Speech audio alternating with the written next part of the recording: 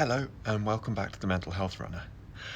It is Sunday evening and I am about to go on probably a 13 mile, maybe a 16 mile run.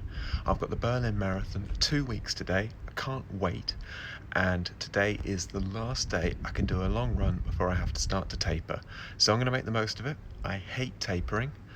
You spend so much time training, so much time running, and then all of a sudden you have to stop doing it, and by that time it's become a little bit compulsive and it's really hard to stop. So yeah, last run I'll actually enjoy until I'm in Berlin. Also, because it is a training run, I've got to try and work on my race pace, so I'm hoping to hit 3.5 hours in Berlin. Don't know if I'll do it, but that's the plan, which means I want to make sure I can run the first half at a steady 8-minute miles. So that's what my aim is today. I've done a few runs consistently of 13 to 16 miles at around this amount. Fingers crossed I'll do it today. Right, I'm 2 miles in. The run's going well so far. Going a little bit quickly, but it's very hard to judge the pace when you start on the canal and it's completely flat. I'll be getting to my first hill in half a mile, and that's when I'll be able to get my pace closer to the 8-minute miles that I need. So fingers crossed. Right, I'm 8 miles in now. I'm still a little bit quicker than I ought to be.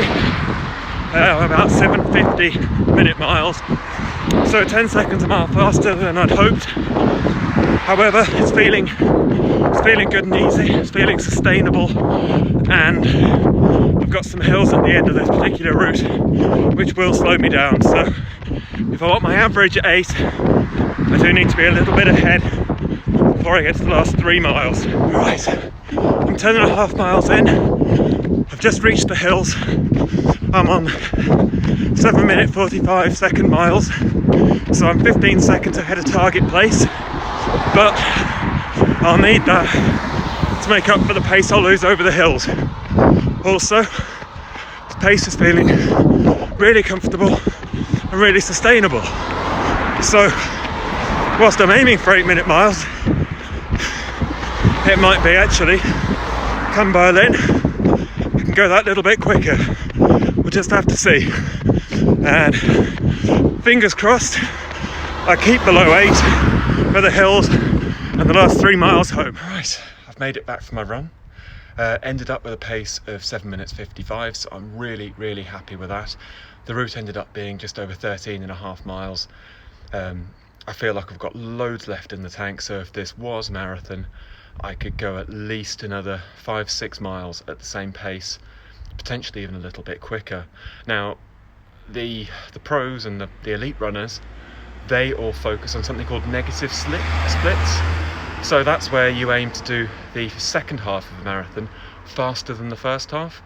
So the idea is you find a comfortable pace that you can sustain for the first half that isn't 100%, and then you can push it second half, and actually you've got a bit more in the tank because you've been holding it in.